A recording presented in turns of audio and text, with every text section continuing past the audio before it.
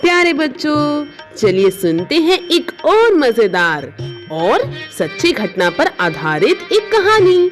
हमारी कहानी का नाम है स्वतंत्रता की ओर।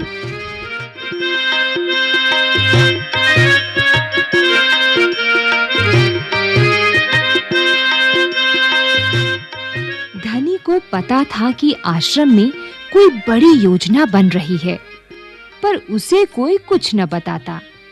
वे सब समझते हैं कि मैं 9 साल का हूँ, इसलिए मैं बुद्धू हूँ, पर मैं बुद्धू नहीं हूँ। धनी मन ही मन बड़बड़ाया। धनी और उसके माता-पिता बड़ी खास जगह में रहते थे, अहमदाबाद के पास, महात्मा गांधी के साबरमती आश्रम में।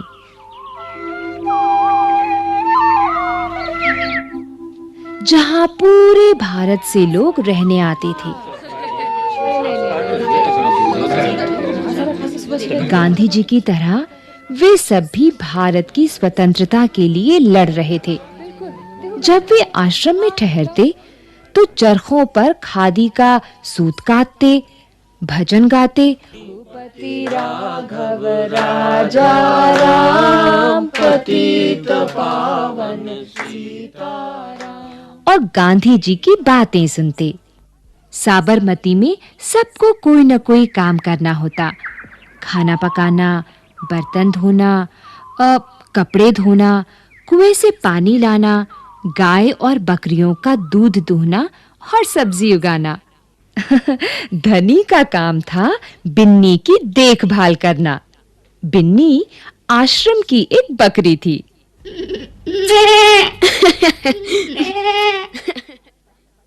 धनी को अपना काम पसंद था, क्योंकि बिन्नी उसकी सबसे अच्छी दोस्त थी।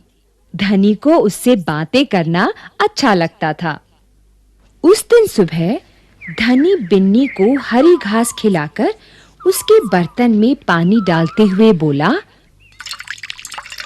कोई बात जरूर है बिन्नी, वे सब गांधी जी के कमरे में बैठकर बातें करते हैं।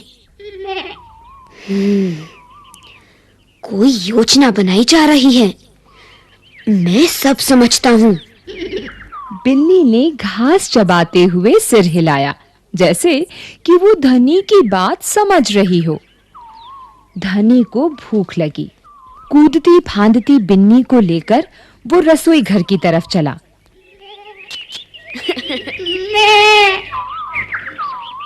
उसकी माँ चूल्हा फूंक रही थीं और कमरे में धुआं भर रहा था।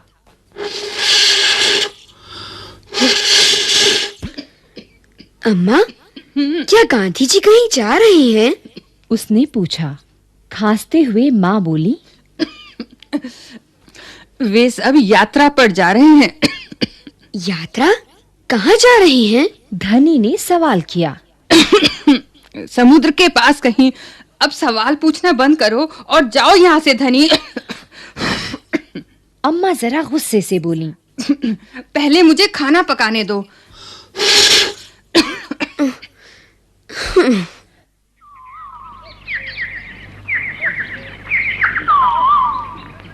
धनी सब्जी की क्यारियों की तरफ निकल गया, जहां बूढ़ा बिंदा आलू खोद रहा था।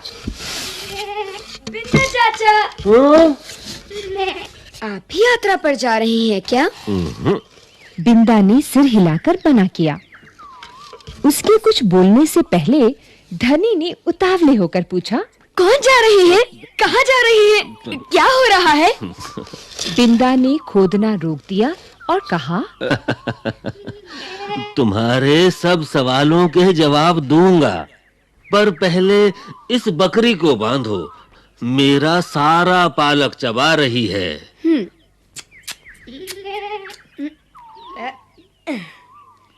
धनी बिन्नी को खींचकर ले गया और पास के नींबू के पेड़ से बांध दिया। फिर बिंदा ने उसे यात्रा के बारे में बताया। गांधी जी और उनके कुछ साथी गुजरात में पैदल चलते हुए दांडी नाम की जगह पर समुद्र के पास पहुंचेंगे। गांव और शहरों से होते हुए पूरा महीना चलेंगे। दांडी पहुंचकर वे नमक बनाएंगे। नमक? धनी चौंक कर उठ बैठा। नमक क्यों बनाएंगे? वो तो किसी भी दुकान से खरीदा जा सकता है। हाँ, मुझे मालूम है। बिंदा हंसा। पर महात्मा जी की एक योजना है।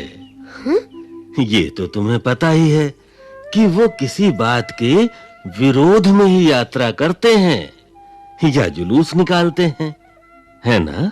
हाँ, बिल्कुल सही। मैं जानता हूँ, वे ब्रिटिश सरकार के खिलाफ सत्याग्रह के जुलूस निकालते हैं, जिससे कि उनके खिलाफ लड़ सके और भारत स्वतंत्र हो जाए। पर नमक को लेकर विरोध क्यों कर रहे हैं? ये तो समझदारी वाली बात नहीं है।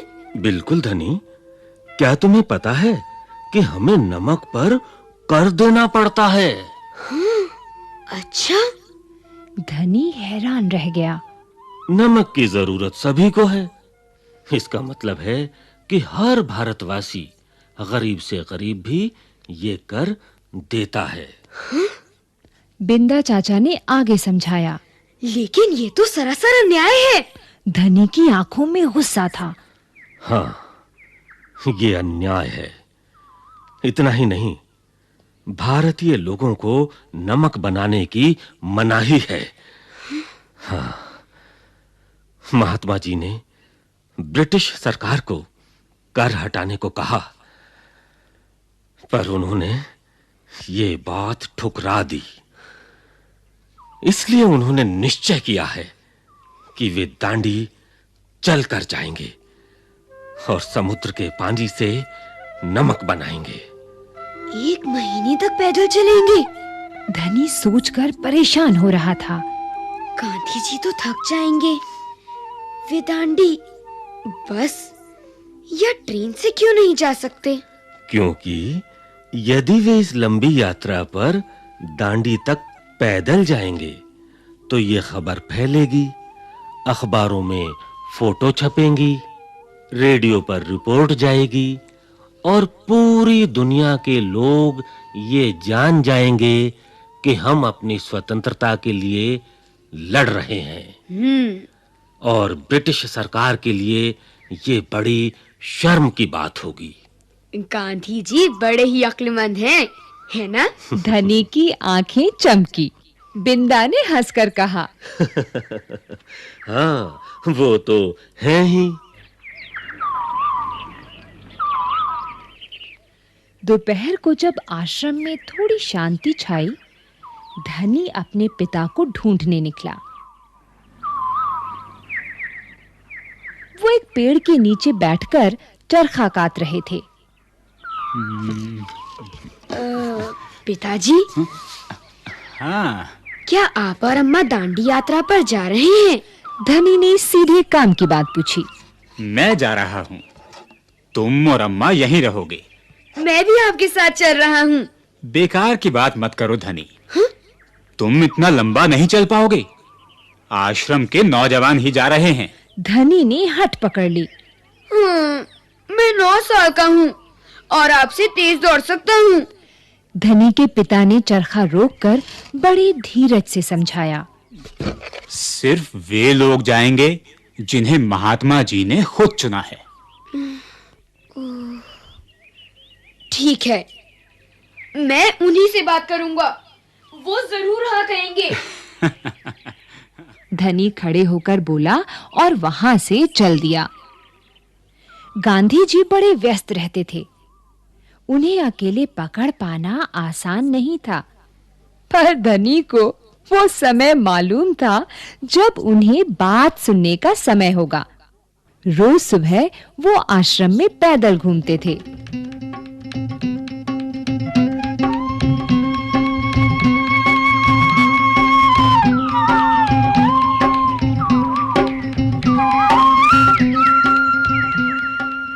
अगले दिन जैसे ही सूरज निकला, धनी बिस्तर छोड़कर गांधी जी को ढूंढने निकला।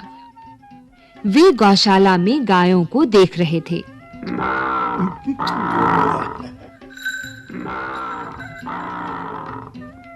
फिर वो सब्जी के बगीचे में मटर और बंद गोभी देखते हुए बिंदा से बात करने लगे। धनी और बिन्नी लगातार उनके पीछे-पीछे चल रहे थे।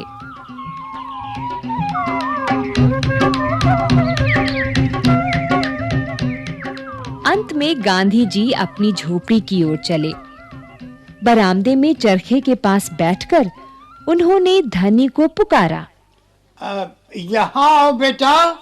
धनी दौड़कर उनके पास पहुंचा। बिन्नी भी साथ में कूदती हुई आई। तुम्हारा क्या नाम है बेटा? धनी बापू। और ये तुम्हारी बकरी है? जी हाँ, ये मेरी दोस्त बिन्नी है, जिसका दूध आप रोज सुबह पीते हैं। धनी गर्व से मुस्कुराया। मैं इसकी देखभाल करता हूँ। बहुत अच्छा। गांधी जी ने हाथ हिलाकर कहा। अब ये बताओ धनी कि तुम और बिन्नी सुबह से मेरे पीछे क्यों घूम रहे हो? मैं आपसे कुछ पूछना चाहता था। हाँ? धनी थोड़ा घबराया। क्या मैं आपके साथ दांडी चल सकता हूँ? हिम्मत करके उसने कह डाला। गांधी जी मुस्कुराए। तुम अभी छोटे हो बेटा। दांडी तो बहुत दूर है। सिर्फ तुम्हारे पिता जैसे नौजवान ही मेरे साथ चल पाएंगे। पर आप तो नौजवान नहीं हैं। धनी बोला। आप नहीं थक जाएंगे? मैं बहुत अच्छे से चलता हूँ। गांधी जी ने कहा। मैं भी बहुत अच्छे से चलता हूँ। धनी भी अड़ गया। हाँ, ठीक बात है। कुछ सोचकर गांधी जी बोले। मगर एक समस्या है। अगर तुम मेरे साथ जाओगे तो बिन्नी को कौन देखेगा? इतना चलने के बाद मैं तो कमजोर हो जाऊंगा। इसलिए जब मैं वापस आऊंगा तो मुझे खूब सारा दूध पीना पड़ेगा, जिससे कि मेरी ताकत लौट आए। ये बात तो ठीक है। बिन्नी तभी खाती है जब मैं उसे खिलाता हूँ। धनी ने प्यार से बिन्नी का सिर सहलाया। और सिर्फ मैं जानता हूँ कि इसे क्या पसंद है। बिल्कुल सही। तो क्या तुम आश्रम में रहकर मेरे लिए बिन्नी की देखभाल करोगे? गांधी जी प्यार से बोले। जी हाँ, करूँगा। धनी बोला। बिन्नी और मैं आपका इंतजार करेंगे।